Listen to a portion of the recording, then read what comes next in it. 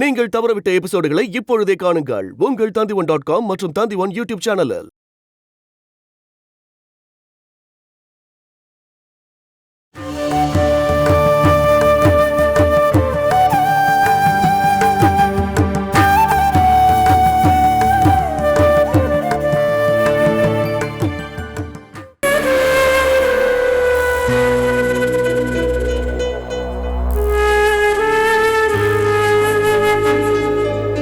மகேனா,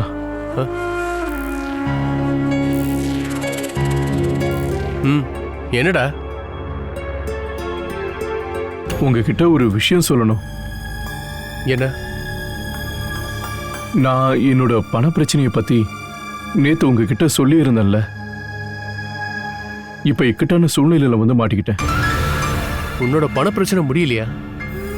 அதுக்கு தானே பைபாஸ்ல இடத்தையே வாங்கின. இப்ப என்ன புது பிரச்சனை? பிரச்சனை பழைய பிரச்சனை தான். அதுல இருந்து கரையேறதுக்கு தான் நான் ஒவ்வொரு வழியை தேடிக்கிட்டு இருக்கேன். நீ சுத்தி ஒழிக்காம விஷயத்த சொல்லு. நான் உடனே ஒரு 2-3 கோடி ரூபா ரெடி பண்ணணும். இவ்வளவு பணமா? அதுக்காக என்ன பண்ண போற? எனக்கு தெரிஞ்சு வேற எந்த வழியும் இல்லைண்ணா. இந்த வீட்டை விற்க போறேன், அவ்வளவுதான். நீ என்னடா சொல்ற? இந்த வீட்டை விற்க போறியா? ஆமா, பணத்தை ரெடி பண்றதுக்கு அதை தவிர என்கிட்ட எந்த வழியும் இல்லை. டேய், இதை விற்க எப்படி உனக்கு மனசு வருதா? இது நம்ம பரம்பரை சொத்துடா. எல்லாமே சரிதான். பணத்தை ரெடி பண்றதுக்கு வேற எந்த சோர்ஸுமே இல்லையே. அது சரி, இந்த வீட்டை விற்கிற அளவுக்கு அப்படி என்ன உனக்கு பிரச்சனை? பைபாஸ்ல அந்த இடத்த வாங்கினது ரொம்ப பிரச்சனையாயிடுச்சு. அது ஒரு ட்ராப் அப்படின்னு லேட்டாக தான் புரிஞ்சுக்கிட்டேன். அதுக்குள்ளேயே எல்லாமே கைவிட்டு போயிடுச்சுண்ணா. இந்த வீட்டை விற்றா ஒரு 2 கோடி ரூபாவது கிடைக்கும். அதை வச்சு இப்போதைக்கு அட்ஜஸ்ட் பண்ணலாம் தான் நான் நினைக்கிறேன். நீ அந்த இடத்த வாங்கி தப்பு பண்ணிட்ட அப்படின்னு எனக்கு அப்பவே தோணுச்சேன். இருந்தாலும் டேய், இந்த வீட்டை நீ விற்கிறன்னு சொல்லும்போது ரொம்ப கஷ்டமா இருக்குடா. நான் மனசளவில் இது ஒன்றும் விற்கலண்ணே. எனக்கு வேற வழி தெரியல. ஜெயாவும் இந்த வீட்டை விற்கணும்னு ஆசைப்படுறா. நாளைக்கே பேப்பர்ல அட்வர்டைஸ்மெண்ட் கொடுக்கலாம்னு நினைக்கிறேன். உன்னோட வீடு, உன்னோட இஷ்டம். ஆனா இந்த வீட்டை விற்கணுமான்னு நீ யோசனை பண்ணி பாரு. என்னால தான் சொல்ல முடியும்.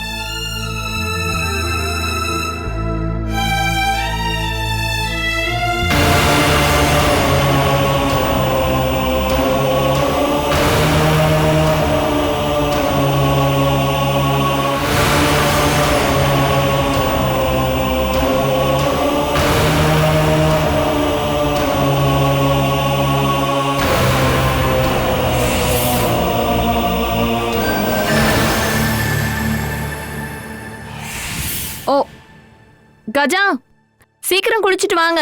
நம்ம ரெடியாகி அங்க போறதுக்குள்ள சினிமா ஆரம்பிச்சிருவாங்க. சீக்கிரமா வாங்க, சீக்கிரம் போகணும்.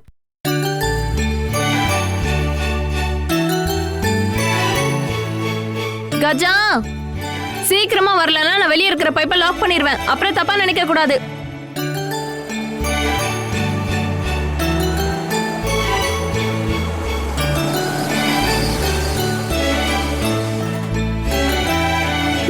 இப்ப யார் வந்திருக்காங்க?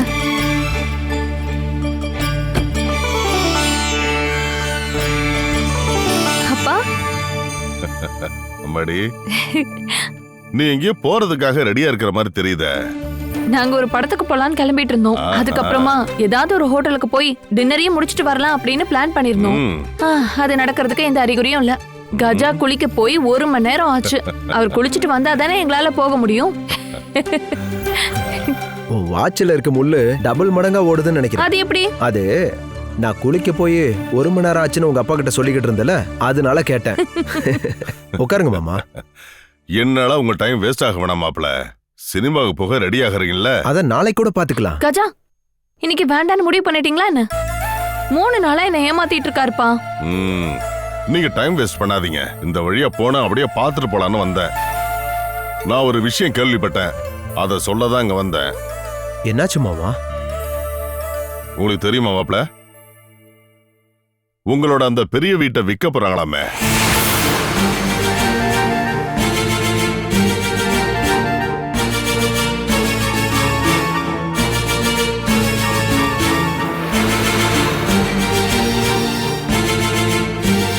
என்ன சொல்றீங்க? வீட்டை விற்க போறாங்களா? அப்படின்னா உங்களுக்கு விஷயமே தெரியாது.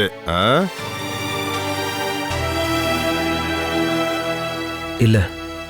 உங்ககிட்ட யார்ப்பா சொன்னது? என்கிட்ட ஒரு இடம் புரோக்கர் தாம்மா சொன்னாரு. ஒருவேளை அவர் சும்மா சொல்லியிருக்கலாம்ல? இல்ல, அவர் சொன்னது உண்மைதான். நான் வேற ஒரு ஆள மூலமா ராஜுக்கு போன் பண்ண சொன்னேன். விற்க தயாரா இருக்கன்னு ராஜு சொல்லிட்டாரு. எதிர்பார்க்கிற விலையும் சொல்லிட்டாரு. அப்படியா? 2 கோடி. 2 கோடியா? அந்த வீடு அவ்வளவு விலைக்கு போகுமாப்பா? அவங்க கொஞ்சம் பொறுமையா யோசிச்சு பண்ணாங்கன்னா 2 கோடி வரும். அதுக்கான மதிப்பு இருக்கு. ஆனா உடனே அந்த வீட்டை வித்தாங்கன்னா யாரும் அதை வாங்க மாட்டாங்க. அதிகபட்சமா ஒரு 1.75 கிடைக்குமா. கேட்கறவங்க எவ்வளவு வேணாலும் கேட்பாங்க. வாங்க வரவன் அந்த விலைக்கு ஒத்துப்பானா என்ன?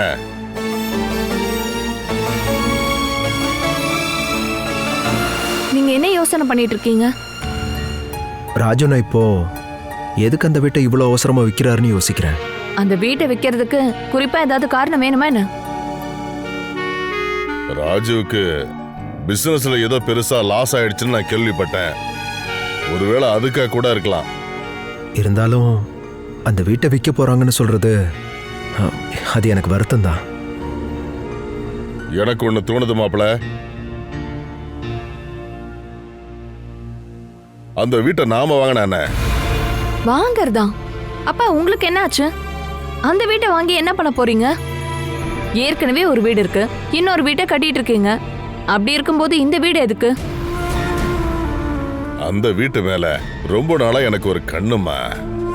என்னோட மக வலது காலை வச்சு உள்ள போன வீடாச்சே. அது கைவிட்டு போறத என்னால தாங்கிக்கவே முடியாது. இருந்தாலும் அவங்க ரொம்ப அதிகமான விலைக்கு கேக்குறாங்க இல்லையா? அவங்க கேட்கிற விலைக்கெல்லாம் அந்த வீடு கண்டிப்பா போகாதுமா. நாம நம்மளோட விலையை சொல்லுவோம். முடிஞ்சா அவங்க கொடுக்க போறாங்க, நாம வாங்குவோம். அவ்வளவுதான். அத வாங்கிட்டா அதை எனக்கு கொடுத்துருங்கப்பா. அதுக்கப்புறம் தான் அங்க இருக்கிற பொம்பளைங்க முன்னாடி நான் நிமிர்ந்து நிக்க போறேன். சரி, நான் அதை வாங்கினா கண்டிப்பா உனக்குதான். ஆனா நான் சொன்னதுக்காக நீங்க அந்த வீட்டுக்கு பெரிய தொகையெல்லாம் கொடுக்காதீங்க. எவ்வளவு குறைக்க முடியுமோ அந்த அளவுக்கு குறைச்சிருங்க. அதெல்லாம் நான் பாத்துக்கிறேம்மா. நேரமாதுமா, நீ சினிமா கிளம்பல? ஓ இல்லப்பா, சினிமாக்கு போற ஐடியாவே இல்லப்பா.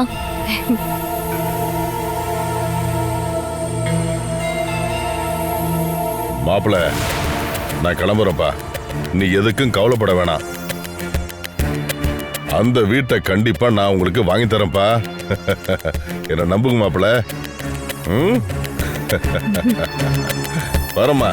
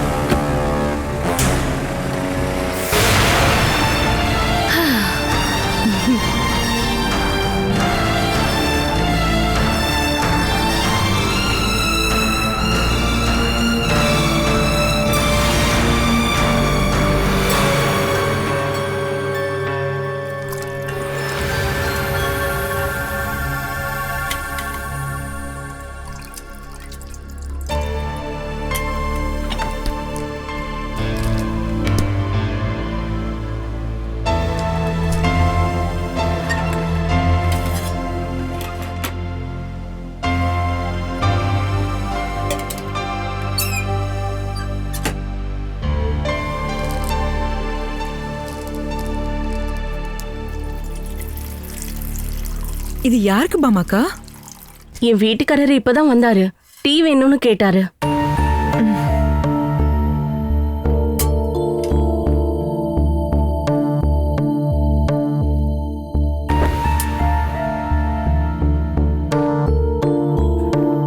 ஜெயா நீ இந்த மாதிரி இருப்பேன்னு நான் கொஞ்சம் கூட நினைச்சு பார்க்கவே இல்லம்மா. நீ இந்த குடும்பத்து மேல பாசம் வச்சிருப்பேன்னு தான் நினைச்சேன். உங்களுக்கு என்னாச்சு பாமாக்கா? இந்த வீடு விக்கணும்னு உங்க 2 பேருக்கும் எப்படி மனசு வந்துச்சு? இது நம்மளுடைய பரம்பரை வீடா இருந்திருக்கு. சூழ்நிலை வரப்போ வித்துதானே ஆகணும் பாமாக்கா. நீங்க இந்த வீட்டை விக்கிற அளவுக்கு ஏதாவது அவசியம் இருக்கா என்ன? ஒருவேளை உங்களுக்கு ஏதாவது அவசியம் வந்துச்சுன்னா இந்த வீட்டை தான் விக்கணுமா என்ன? ஒரு கஷ்டம்னு வரும்போது அவங்க பேர்ல இருக்கிற இடத்தை தானே விற்க முடியும். இருந்தாலும் இது அந்த மாதிரி எல்லாம் இல்ல ஜெயா. நம்ம 2 பேரும் வலது காலை எடுத்து வச்சு வந்த வீடாச்சே. இந்த வீட்டை விக்கணும் அப்படின்னு சொல்றது அது நமக்கு அவமானம் இல்ல. அப்படின்னா நீங்க ஒரு வேலை பண்ணுங்க. மகிமாமா கிட்ட சொல்லி நீங்க ஒரு வீடு கட்டிட்டு இருக்கீங்க இல்லையா, அந்த வீடை வித்துருங்க. அதை வித்தீங்கன்னா பரம்பரை சொத்து கிடையாது. வலது கால் வச்சு யாரும் அந்த வீட்டுக்கு வரவும் இல்ல. சரிதானே?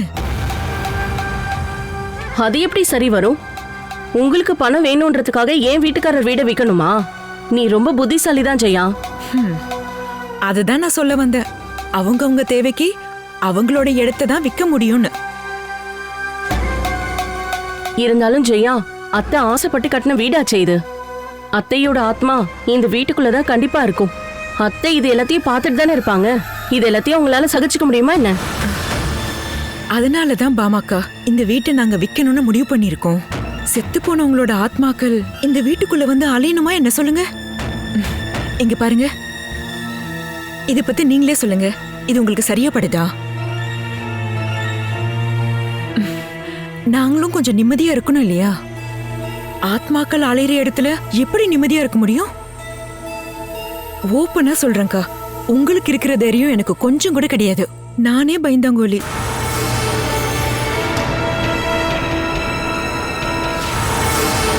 ஐயா அக்கா, பால் பொங்குது.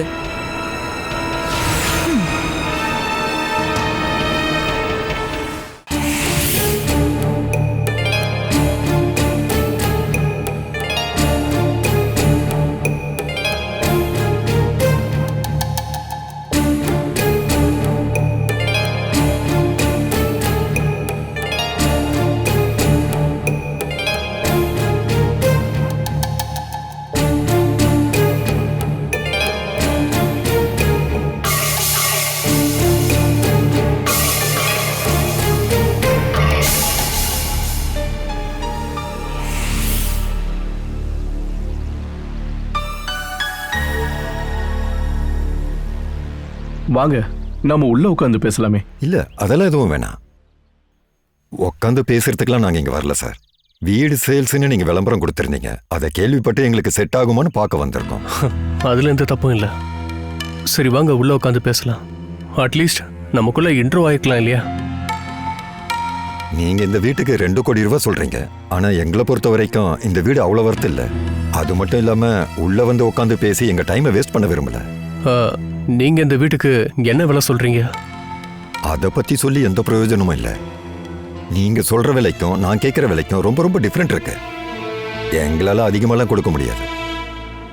இருந்தாலும் நீங்க என்ன விலை சொல்றீங்க? நான் என்ன விலை சொல்றேன்னா 1.30, அதிகபட்சமா 40. அதுக்கு மேல 1 பைசா கூட தர மாட்டேன். ஐயோ சார், அது ரொம்ப கம்மியா இருக்கே. பிசினஸ்ல கொஞ்சம் ப்ராப்ளம் வந்ததுனால தான் நான் இந்த வீட்டையே விற்கிறேன். அதை தவிர என் மனசளவுல இந்த வீட்டை விற்கல. அதெல்லாம் சரியா இருக்கலாம். ஆனா எங்களால என்ன முடியுமோ அதுதானே நாங்க கொடுக்க முடியும். சாரி, நாங்க கிளம்புறோம். நாங்க சொன்ன விலைக்கு ஓகேனா எங்களுக்கு கால் பண்ணுங்க. உங்ககிட்ட நம்பர் இருக்குல்ல? நேத்து தான் நான் உங்களுக்கு கால் பண்ணேன். உங்ககிட்ட இருக்குமே. சரி, நாங்க வரோம்.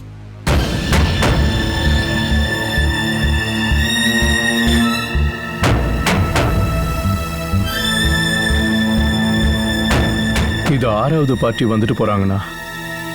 நாம எதிர்பார்க்கிற விலையை யாரும் கொடுக்க மாட்டேங்கிறாங்கண்ணா. நமக்கு அர்ஜென்ட்டா தேவைப்படுதுன்னு அவங்க தெரிஞ்சுக்கிட்டதுனால தான் வரவங்க கம்மியா சொல்றாங்க.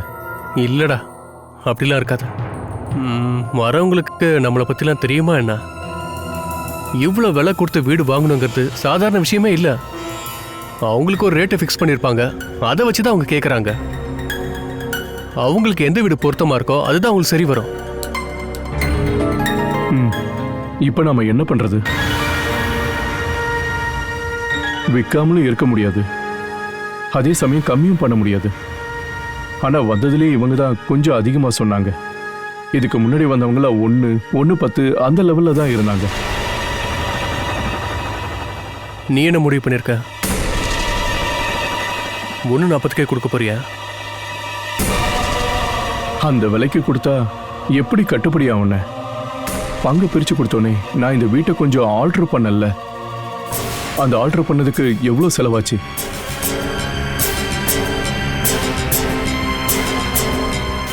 இவங்க கேட்ட விலைக்கு நான் கொடுத்தா கூட அந்த படத்தை சாபுக்கு தான் கொடுக்க முடியும். கம்பெனி பிரச்சனைய தீர்க்க வாய்ப்பில்லை. அது மட்டும் இருக்கா என்ன? நாளையில இருந்து எங்க போய் தூங்குறது? கடை தின்ன இல்லையா? ச்சே, ரொம்ப இக்கட்டான சூழ்நிலையில வந்து மாட்டிக்கிட்டேன். நானும் இக்கட்டான சூழ்நிலையில மாட்டிக்கிட்டேன் ராஜா. வீட்டு வேலையும் ஸ்டாப் ஆயிடுச்சு, கம்பெனியும் ரன் பண்ண முடியல. வேலை பாதியில நின்னதால வீட்டையும் இடத்தை விற்கலாம் நினைச்சா கூட அதுவும் முடியாத. கம்பெனி இக்கட்டான சூழ்நிலையில மாட்டிக்கிச்சு. சில சமயம் எல்லாத்தையும் விட்டுட்டு எங்கேயாவது போய் தொலைஞ்சலாமான்னு கூட தோணுத. ராகுல் கிட்ட பொறுப்பு ஒப்படைக்க சொல்லி பாமா சொல்றா. எதுவுமே தெரியாத என் பையன் கிட்ட நான் இந்த எல்லா பொறுப்பையும் ஒப்படைச்சேன் அப்படின்னா என்ன ஆகும்னு சொல்ல முடியாதுல்ல.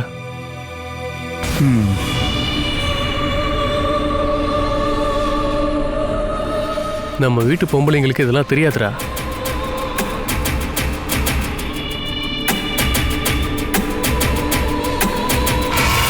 வாசு அண்ணனோட கார் வருது.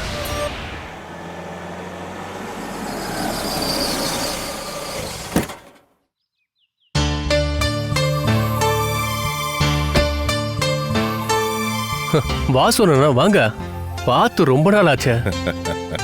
வாசுவண்ணா ரொம்ப பிஸியா இருக்காரு, பல பிசினஸ் பண்ணிட்டு இருக்காரு. உங்களை மாதிரி இந்த வாசம் ஒன்னும் பிறக்கும் போதே வெள்ளிக்கிரண்டியோட பிறக்கலப்பா. ரொம்ப கஷ்டப்பட்டு தான் இந்த நிலைமைக்கே வந்திருக்கேனா. சரி வாங்க உள்ள வந்து உட்காருங்க. போலாம்.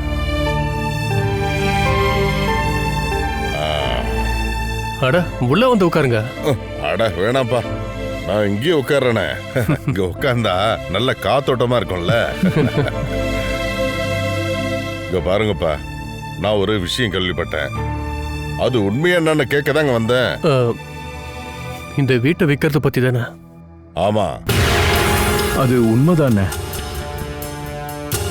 அது வந்துப்பா, ஏன் இந்த மாதிரிலாம் பண்ணிட்டு இருக்கீங்க? பெரிய வீட்டுக்காரங்க இந்த வீட்டை விற்கிறாங்கன்னு கேள்விப்பட்டா யாரும் நம்ப மாட்டாங்க. ஆமா, என்னதான் நடந்தது? ஏதாவது வாஸ்து பிரச்சனையாப்பா? பணம் வச்சிருக்க சில பேரு வீட்டை கட்டும் போதோ இல்ல இடிக்கும் போது தான் அதுக்கான காரணத்தை சொல்லுவாங்க. வாஸ்து தோஷம்னு. இது வாஸ்துவோ ஜோதிடமோ எதுவும் இல்லைண்ணே. நான் உங்ககிட்ட ஓப்பனாவே சொல்லிடுறேன், எங்களுக்கு பண பிரச்சனை.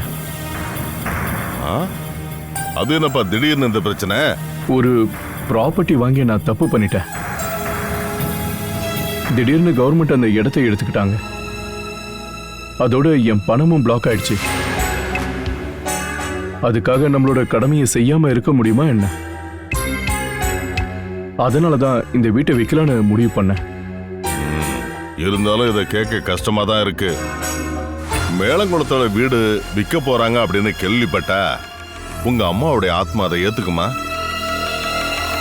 விஜயலட்சுமி அக்கா எவ்வளவு கஷ்டப்பட்டு கட்டின வீடுன்னு தெரியுமாப்பா உங்களுக்கு? அம்மா கட்டியிருக்காங்க அப்படின்னு இல்லை, நாங்க ஓடி ஆடி விளையாட வீடு தான். நாங்க வேணும்னு விற்கல. விற்கலன்னா எங்க நிலைமை ரொம்ப கஷ்டமாயிடும். எனக்கும் இந்த வீட்டு மேல ஒரு ஆசை இருக்கு. என்னோட பொண்ணு வலது காலை வச்சு உள்ள வந்த வீடு தானே இது. அப்படிப்பட்ட இந்த வீட்டை பழங்கள் மாதிரி சேல்ஸ் பண்ண வச்சிருக்காங்கன்னு கேள்விப்பட்டதும் அது எனக்கு ரொம்ப கஷ்டமா போச்சு. அதனால நான் ஒரு முடிவு எடுத்திருக்கேன். இந்த வீட்டை வைக்கலான்னு நீங்க முடிவு பண்ணிட்டீங்க, அதோ எனக்கு கொடுத்துருங்க. இந்த வீட்டை யாருக்கோ தூக்கி கொடுத்துட்டோன்னு நீங்க கஷ்டப்பட தேவையில்ல. அது உங்களுக்கு இதுல இஷ்டம் இல்லைன்னா எனக்கு இந்த வீடு வேணாம். நான் சொன்னதை வாபஸ் வாங்கிக்கிறேன். இல்ல அது வந்து நாங்க எதிர்ப்புலாம் சொல்லல, எந்த எதிர்ப்பும் இல்ல, சந்தோஷமா தான் இருக்கோம். இப்பதான் எனக்கு சந்தோஷமா இருக்கு. சரி, அப்படின்னா வேலையை நானே சொல்லிடுறேன். ஒரு 1:40.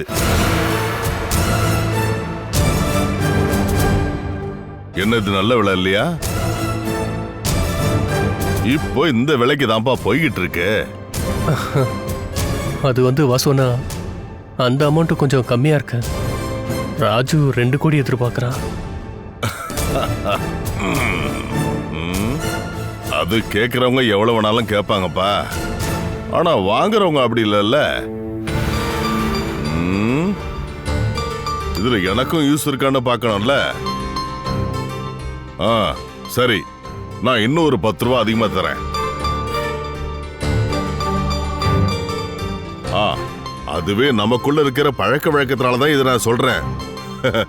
இதனால எனக்கு எந்த லாபமும் இல்லை. 1,50,00,000. இதை விட யாரும் அதிகமா தர மாட்டாங்க. அட, நீங்க எப்படி ஒருத்தர் பார்த்துக்கிட்டே இருந்தா என்ன அர்த்தம்? வாயை திறந்து சொல்லிடுங்கப்பா. நாங்க 2 பேரும் யோசனை பண்ணி சொல்றோம்ண்ணே. நீங்க ஒன்றும் தூரமா இல்லைல்ல, ஒரு ஃபோன் பண்ணி சொன்னா போதும்ல. யோசனை பண்ணி சொல்றோம்.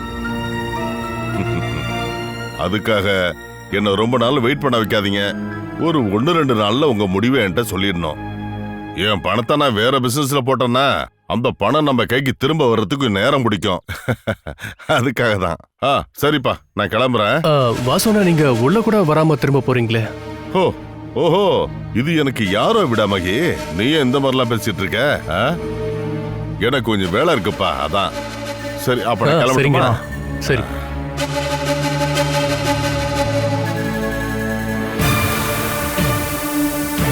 கடைசியா 1.5 வந்து நிக்குது.